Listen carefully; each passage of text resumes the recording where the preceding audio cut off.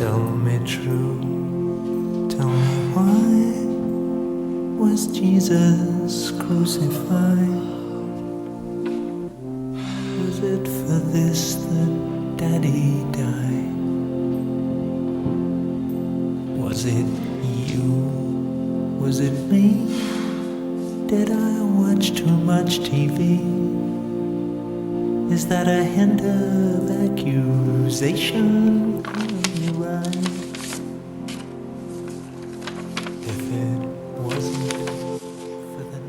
Cher Monsieur Homer, l'équipe de On s'en souviendra longtemps souhaiterait vous recevoir à son émission spéciale du jour du souvenir afin de vous permettre de partager vos souvenirs de guerre.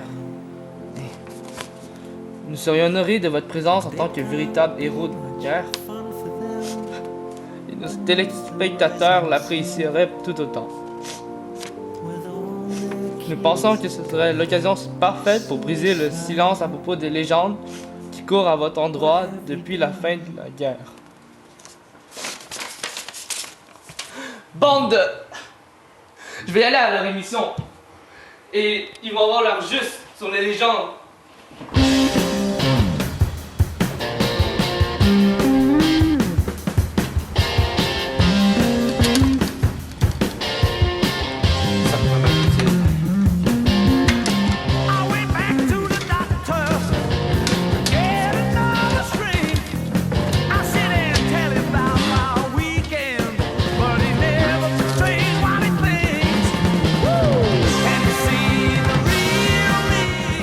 J'espère qu'ils s'en souviendront.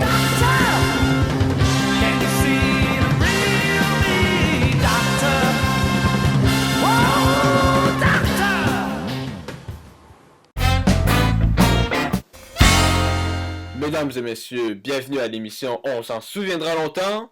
Veuillez accueillir votre animateur, Ali Noos. Bonjour, salut, bonjour, merci. Alors bonsoir chers téléspectateurs et téléspectatrices, bienvenue à une autre édition de On s'en souviendra longtemps. Alors aujourd'hui, émission spéciale en commémoration du jour de souvenir, nous avons deux invités, Robert Homer et François Tremblay. Alors sans plus tarder, voici nos deux invités. Bonjour. Salut. Alors, monsieur Homer, si je vous comprends bien, vous êtes un vétéran de la guerre du Vietnam, c'est bien cela? Oui, c'est exact. Et monsieur Tremblay, vous êtes un historien qui vous spécialisez dans les guerres, n'est-ce pas? Oui, c'est exactement ça. Hein. Je spécialise surtout dans les guerres du 20e siècle. Surtout pas les guerres, les guerres anciennes, comme la guerre de Troie. Ouais, monsieur Tremblay, vous devriez avoir quelques anecdotes pour nous, non? Non. Mais bien sûr que j'en ai. Je plaisante.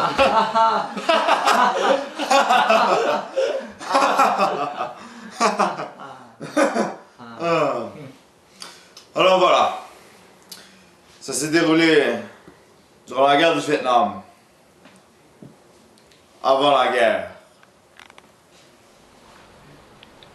C'était pendant un camp d'entraînement de l'armée américaine.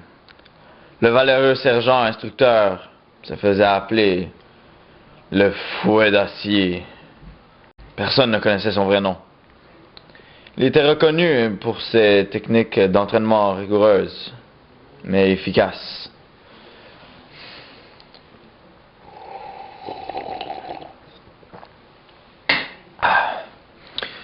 C'était un instructeur dur, mais il formait sans doute les meilleurs soldats de l'armée. Il était le meilleur laveur de cerveau. Or, cette fois-ci, une de ses recrues était un peu plus maladroit. Le jeune homme il avait, disons, un surplus de poids. Il performait très peu physiquement et il était surtout maladroit. En gros, le gros n'était pas capable de suivre ses camarades. Bon ben, on va passer à la pause pendant un bref moment. Ben là, laissez au moins finir sa phrase. Pour moi, il y a quelque chose qui marche pas avec Bob. Ah, ça, il me semble jeune pour un vétéran de guerre. Hein.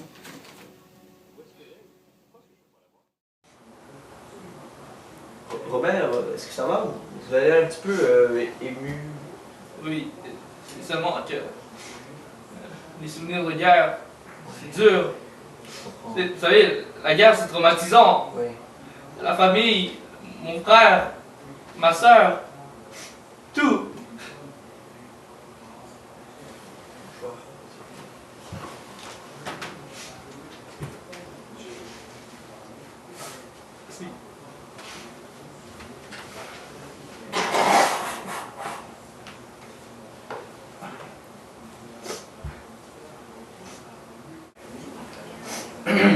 Tiens, tenez, regardez les publicités, peut-être que ça va vous redresser le moral un petit peu.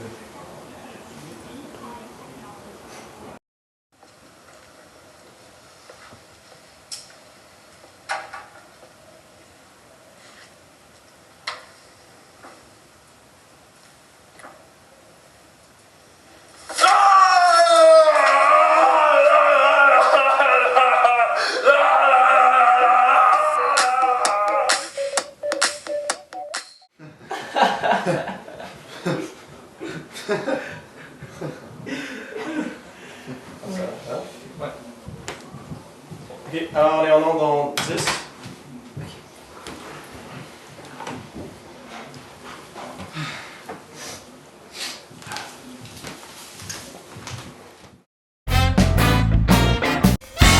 Alors, rebonjour chers téléspectateurs, nous revoilà à On s'en souviendra longtemps. Notre historien François nous racontait l'histoire d'un valeureux sergent. Où en étais-je? Ah, oui. Dépressif, le gros n'en pouvait plus et il s'est mis le canon de sa mitraillette dans la bouche, laissant ses parents dans le deuil.